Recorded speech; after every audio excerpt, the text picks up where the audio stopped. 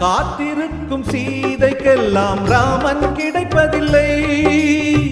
ராவணர்க்கு சீதை என்று பிரம்மன் எழுதவில்லை. புதிய பாதை போட்டுக் கொள்ள எவரும் மறுப்பதில்லை. பலிகள் கேட்கும் பழமை தன்னை யாரும் பொறுப்பதில்லை. பெண்ணுக்கு பெண்ணிங்கு எதிரி இல்லை.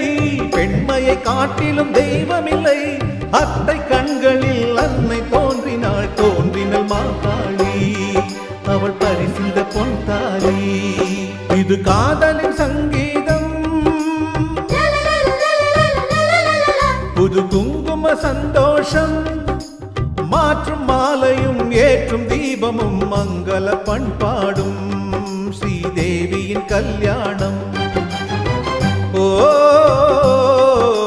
மங்கள பண்பா